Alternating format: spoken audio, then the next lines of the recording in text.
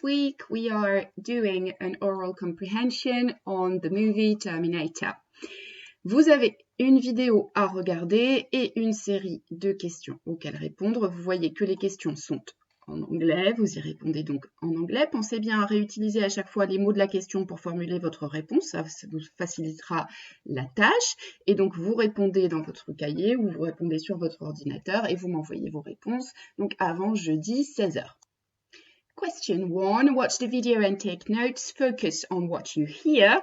Alors ici, c'est pas nécessaire de m'envoyer vos notes, vous pouvez le faire si vous voulez, mais on ne note jamais les notes que vous avez prises, c'est simplement une préparation pour l'exercice.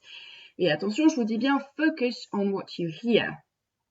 Quand on regarde une vidéo, le sens qui prend le dessus, c'est la vue, c'est-à-dire que vos yeux sont le sens le plus développé. Donc ça va être difficile toujours de se dire « Ah ben il faut que je me concentre pas trop sur ce que je vois, mais plutôt que je me concentre sur ce que j'entends, puisque évidemment on est en cours d'anglais, le but c'est de progresser en compréhension orale. Donc essayez bien de noter des mots de ce que vous entendez, quitte à ne même pas regarder l'écran. D'accord ? C'est une des tactiques qu'on peut utiliser pour progresser en compréhension orale.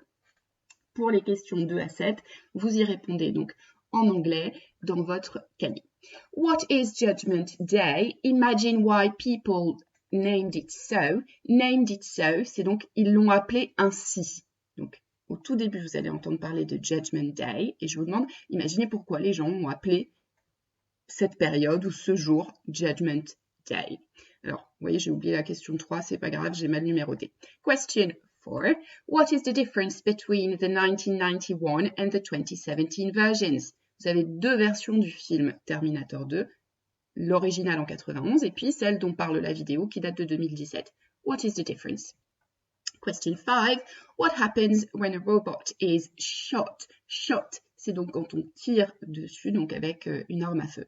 What impression does it give you? Alors ça, vous allez pouvoir le voir dans la vidéo.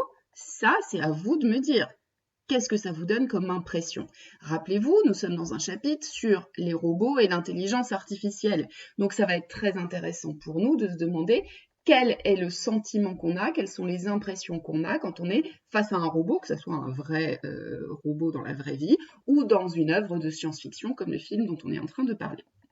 Question 6, 1 minute 8 seconds. Vous allez donc à cet endroit de la vidéo, listen to the dialogue between the boy and the Terminator. On écoute. You just can't go around killing people. Why? I'm a Terminator. What is the irony in the dialogue?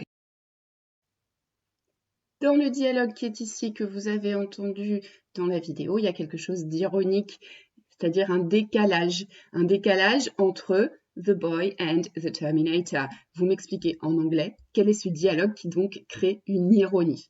Question 7, you have to conclude. What is the image of AI given in Hollywood sci-fi and do you think that it influences your vision of artificial intelligence?